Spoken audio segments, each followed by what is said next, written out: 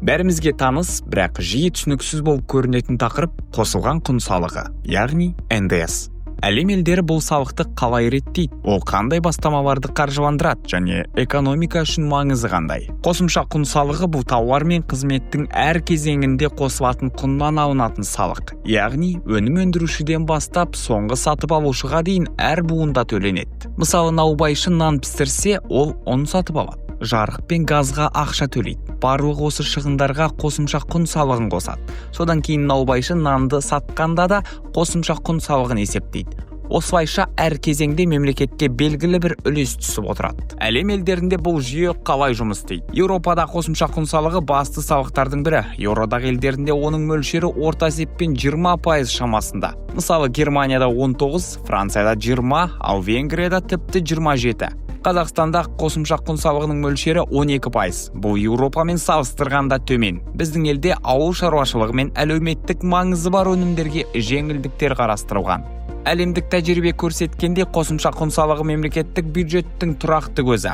Ол жол, мектеп, аурухана сияқты маңызды салаларды қаржыландыруға мүмкіндік береді. Яғни бұл салық экономиканың көрінбейтін тірегі, бірақ оны дұрыс басқару өте маңызды. Тым жоғары болса, кәсіпкерлерге ауыр, ал тым төмен болса, бюджетке зиян. Сондықтан да көптеген елдер арбаны да сындырмай, өгізді де өлтірмей, тепе-теңдік сақтауға тырысады.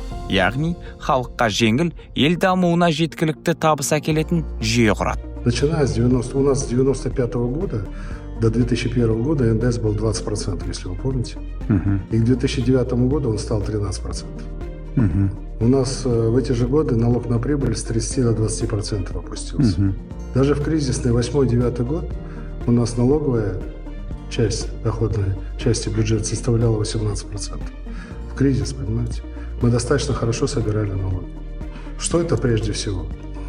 Налоговая обеспеченность – это возможность государства оплачивать свои долги, свои бюджетные программы, развивать регионы, строить дороги, мосты, платить зарплату учителям и так далее и тому подобное.